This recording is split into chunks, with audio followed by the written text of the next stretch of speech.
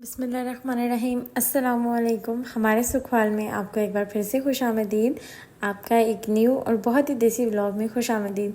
आज हम सुखवाल में मौजूद नहीं हैं, आज हम कहीं और मौजूद हैं। और कहाँ हैं? अगर तो आपने मेरा पिछला व्लॉग देखा है तो आपको पता होगा कि हम गए थे मुल्तान अपने गांव। उसका व्लॉग मैंने शूट किया था। ईद का व्लॉग भी मैंने बहुत देर से डाला, लेकिन इंशाल्लाह मैं आपसे सारे व्लॉग्स जो है वो रेगुलर पोस्ट किया करूँगी, अपलोड किया करूँगी सॉरी। और सबसे पहले हम लोग जो है वो ट्रेन से ट्रैवल करना मतलब कन्वीनियंट समझते हैं। ट्रेन में ट्रैवल करना बहुत आसान रहता है, लेकिन इस दफ़ा हमारे साथ ट्रेन के सफ़र में क्या हुआ वो मैं आपको आगे चल के बताती हूँ। सबसे पहले हमारी टिकट थी शाम 5 बजे की, ईद के दूसरे दिन की, और हम अगले दिन पहुँचे तकरीबन 7 बजे के करीब। और रास्ते में मैंने जो शूट किया इतना प्यारा लग रहा था। जाते हुए मौसम काफ़ी अच्छा हो गया था, हवा भी चल रही थी। और ये हम इस वक्त पहुंच चुके हैं दरिया पे, और मैं इस दरिया का नाम भूल चुकी हूँ। और आज के ब्लॉग में आपको वॉइस ओवर पे गुजारा करना पड़ेगा, क्योंकि मैंने जब शूट किया तो इतना शोर था, इतनी इंटरप्शन थी, इतनी आवाज़ थी पीछे से ट्रेन की और सारी चीज़ों की, कि मैं जो है ओरिजिनल वॉइस अगर डालूँ तो आप लोग मेरा ब्लॉग देखेंगे नहीं। यहाँ पे हमने रास्ते में ली नान टिक्की। ट्रेन का अगर आप सफ़र कर रहे हैं ना, तो मतलब आप इस तरह की चीज़ें ना खाएं तो ऐसा हो ही नहीं सकता। हालांकि हम घर से अपना पुलाव वगैरह चीज़ें बना के लेके गए थे, और उसके बावजूद भी जो हमने रास्ते में चीज़ें खरीदी ना बस। और ये शायान की फ़ेवरेट है, वो 1-2 दफ़ा पहले भी जब ट्रेन से सफ़र किया उसने, तो लाला मूसा के स्टेशन से उसे ये जो है ये बहुत अच्छी लगती है ये वाली नान टिक्की। तो मैंने सोचा ये तो मैं भी ट्राई करती हूँ, लेकिन मैंने ट्राई किया और इसमें इतना तेज़ नमक था, हम लोग नमक थोड़ा सा कम खाते हैं। और बस मैंने उसको कह दिया कि इसका टेस्ट बिल्कुल भी अच्छा नहीं था। खैर हमने अपना पुलाव एंजॉय किया, जो कि हम लोग घर से बना के लेके गए थे। और ट्रेन के सफ़र का मतलब मज़ा ही यही होता है कि आप जो है इस तरह उसमें सफ़र करते हैं कि जैसे बिल्कुल आपने जो है ना अपने घर में बैठे हैं। और ये हो चुकी है फाइनली सुबह, क्योंकि मैंने जैसे कि आपको बताया कि हम लोग शाम को 5 बजे यहाँ से चले थे रावलपिंडी से, और उसके बाद हम अगले दिन वहाँ पे पहुँचे तकरीबन 6, साढ़े 6, 7 बजे के करीब। इस ट्रेन में जिसमें हम गए थे इसने हमें जो है काफ़ी लेट पहुँचाया। 1-2 ट्रेन्स थी जो काफ़ी मतलब जल्दी पहुँचा रही थी, लेकिन हमें फिर वहाँ पे सुबह के टाइम या दिन के टाइम पहुँचना था, ताकि हमें कोई रिसीव करने आ सके गांव से, क्योंकि गांव थोड़ा दूर है। और इस बच्चे को देखिए अपनी ही मस्ती में कुछ लगा हुआ है, और मैंने इसको कैप्चर किया। खैर मुल्तान हम पहुंच चुके हैं स्टेशन पे, और चाचू हमें लेने आए थे। और मुल्तान जो है ना मतलब आमों के लिए तो फेमस है, आप सभी ने सुना होगा, ये आम के बागात देखें। और ये हम अपने गांव पहुंच चुके हैं। गांव जाके मैंने कुछ ज़्यादा तो शूट नहीं किया, लेकिन जो क्लिप शूट किए हैं वो आपके साथ ज़रूर शेयर करूँगी। ये देखिए यहाँ के खेत, मतलब गांव की खुली फ़िज़ा की बात ही और है। और यहाँ पे ये देखिए इन्होंने ये जो ईंटों के घेरे बनाए हुए हैं इस तरह से, ये इसके अंदर आम लगे हुए हैं ताकि इनको बकरियों से बचाया जा सके, क्योंकि गांव में बकरियां आपकी फसल तबाह ना करें, ऐसा हो ही नहीं सकता। और ये जितने भी आपको सामने नज़र आ रहे हैं इस तरह से देखिए सारे, उस तरफ भी आम लगे हुए हैं और इस तरफ जो है वो भी सारा आम लगा हुआ है, क्योंकि आम मुल्तान में ज़्यादा होता है और वहाँ का फेमस भी बहुत है। और ये देखिए ये कच्चे मकानों के तो बस सब कुछ आसार ही रह गए हैं, जो कि इस तरह से सब लोगों ने पक्के घर बना लिए, यानी कि सीमेंट वाले।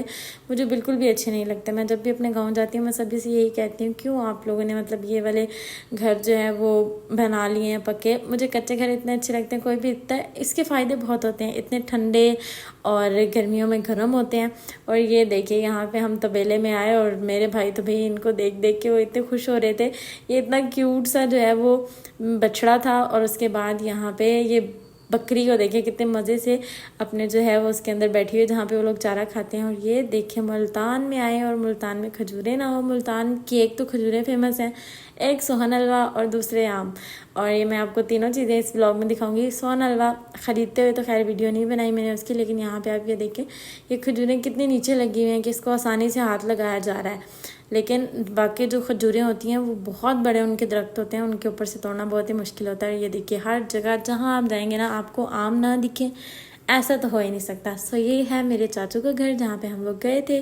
साथ ही मतलब सब आसपास ही रहते हैं, दादा अब्बू दादी अम्मा सब लोग, फूफो वगैरह, वो एक ही गांव में रहते हैं सब। और यहाँ की शाम का मंजर आप देखें। मुल्तान में जितनी गर्मी दिन को होती है उतनी ही ठंडक रातों को होती है। हम जब से आए हैं हम वहाँ के जो है रात के मौसम को बहुत मिस कर रहे हैं, क्योंकि रात को सहन में चारपाइयाँ बिछाई जाती हैं। ये देखिए इस तरह से चारपाइयाँ लगी हैं और ये शादमान और शायान बैठ के खेल रहे हैं। तो इस तरह से पूरे सहन में चारपाइयाँ बिछाई जाती हैं, और इतना मज़ा आता है गांव की रूटीन को एंजॉय करने का। सब मिल के खाते हैं, मिल के सो जाते हैं एक टाइम पे। और ये पतीला मैं आपको क्यों दिखा रही हूँ, आज मैं बना रही हूँ गाँव में केक, क्योंकि आप लोग अगर मेरे ब्लॉग पहले से देखते हैं तो आपको पता होगा मेरी होम बेकरी है, मैं केक्स बना के सेल करती हूँ। सो इन सब की फरमाइश थी कि हमें भी केक बना के खिलाया जाए। यहाँ पे मेरे पास केक के मोल्ड्स तो नहीं थे, तो फिर मैंने सोचा कुछ जुगाड़ लगाया जाता है। इस पतीले में मैंने केक जो है वो इस तरह से बीट करके उसको रखा। मैं यहाँ से अपने घर से सारा सामान पैक करके लेके गई थी, लेकिन असल हमारा जो है ना वो मोए मोए हुआ यहाँ पे, वो इसलिए क्योंकि मैं घर पे भी पतीले में बेकिंग करती हूँ, लेकिन ये जो पतीला था ये इन दोनों का साइज़ तकरीबन एक जितना था। तो ये जब मैंने दूसरा पतीला इसके अंदर रखा तो जो हीट जो थी इसके अंदर से वो सारी इससे बाहर निकली जा रही थी। इसके अंदर जो थी हीट वो बंद ही नहीं हो रही थी। सो केक को अच्छे से हीट नहीं पहुंची और उससे क्या हुआ कि हमारा केक बिल्कुल स्पॉयल हो गया, ख़राब हो गया। सो हमने ये अंदाज़ा लगाया कि यहाँ पे केक नहीं बन सकता, और यहाँ पे इनके पास बड़े वाले पतीले भी नहीं थे। सो हमने सोचा कि कोई बात नहीं, ये जब हमारे पास आएंगे हमारे घर, सो हम इनको वहाँ पे बैठ के केक खिलाएंगे।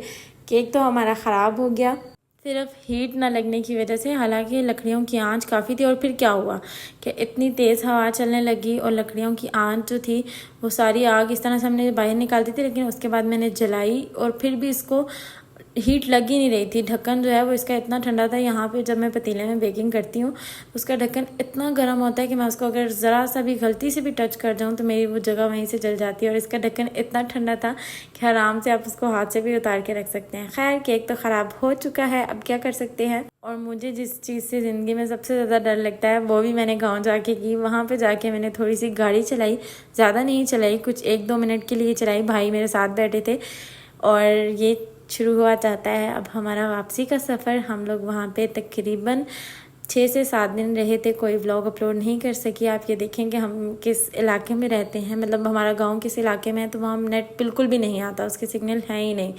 तो ये है नहर जो कि इतनी खूबसूरत लग रही थी और आम के बागात तो आप देखें। और ये वापसी पे हम लोगों ने मुल्तान शहर में किसी के घर जाना था, उनके बागात थे आम के। तो मैंने सोचा करीब से जाके आपको दिखाया जाए। बागात तो गाँव में भी थे, लेकिन गाँव में जब हम कुछ दिन ठहरे तो दिन को तो इतनी गर्मी होती थी, आप कहीं निकल ही नहीं सकते थे, और बाकी टाइम जो है वो रिश्तेदारों के घर आने जाने में गुजर गया। लेकिन ये देखिए इनके बागात थे, लेकिन हम रात को यहाँ आए थे, उसके बावजूद मैंने आप लोगों के लिए शूट किया यहाँ पे जाके। और ये देखिए इनके कितने ज़्यादा माशाल्लाह माशाल्लाह बागात है। और उसके बाद इन पे आम भी इतने ज़्यादा लगे हैं, मैं अभी आपको आगे चल के दिखाती हूँ। अंधेरे में नज़र नहीं आ रहा है, ये देखिए ऊपर अंधेरे में कुछ मैं इतना अच्छा कैप्चर नहीं कर सकी, लेकिन माशाल्लाह माशाल्लाह ये बहुत ज़्यादा आम इसको लगे हुए थे। और ये वाइट चौंथा था इसमें से कोई, और बाकी भी बहुत सारी नस्लों के आम थे। आप इस दरख्त को देखें, माशाल्लाह माशाल्लाह कितना पूरा ही जो है वो आमों से भरा हुआ है। खुदा की कुदरत आप देखें। और वो कह रही थी, हमने उनसे पूछा तो उन्होंने कहा आम के जो दरख्त को उगाना बहुत मुश्किल होता है। माशाल्लाह इनका बाग बहुत ही प्यारा था। अगर हम दिन को आते तो ज़्यादा इंजॉय करते। वापस आते ही हम लोग इस्लामाबाद में ही पार्क व्यू सिटी में ये फाउंटेन शुरू हुआ है, तो ये देखने गए थे, जो कि बहुत ही हसीन लग रहा था। मैंने सोचा ये भी आपके साथ ज़रूर शेयर करूं। अब ये देखिए इतना प्यारा फाउंटेन, बिल्कुल दुबई वाली वाइब आती है। उसी तरह से इन्होंने साइडों पे बिल्डिंग्स का वो किया हुआ सेटअप सारा, कि बिल्डिंग्स उसी तरह बनी हुई है, तो थोड़ी थोड़ी फील तो दुबई वाली आती ही है ना। आप एक दफ़ा जाके देखिएगा पार्क व्यू सिटी में, तो आपको पता चलेगा कि ये कितना खूबसूरत लगता है। जो हम टीवियों में दुबई में देखते हैं फाउंटेन, तो ये कुछ वैसा ही है, वो वाली वाइब देने की इन्होंने कोशिश की है। सो घर आ चुके हैं, घर आके वही सफाई वाला सारा काम शुरू हो गया, क्योंकि पीछे से आंधी आई थी और उसकी वजह से इतना गंद मचा है। और ये क्यारी तो हमारे जाने से पहले ही अच्छे से साफ़ नहीं हुई थी। सो आज का व्लॉग इतना ही। मैं आपसे मिलूँगी अगले व्लॉग में, क्योंकि ये व्लॉग जो है मैंने सिर्फ गाँव के कुछ क्लिप्स ऐड किए और इतना बड़ा मैंने बनाया भी नहीं है। सो आप अब ये व्लॉग एंजॉय करें।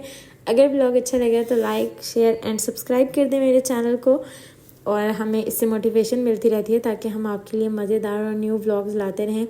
ये मेरा कज़न और मम्मा मिलके जो है वो इसकी सफाई कर रहे हैं अच्छे से, क्योंकि सब्जियों की सफाई काफ़ी टाइम से नहीं है। मम्मा ने कभी भी सब्जियों में घास जो है वो एक्स्ट्रा नहीं रहने दिया। वो हमेशा से सब्जियों को बहुत नीट एंड क्लीन रखती हैं, लेकिन इस दफ़ा बस जो है हम सुखवाल के काम में लगे हुए थे, तो इस तरफ की सफाई हो ही नहीं सकी।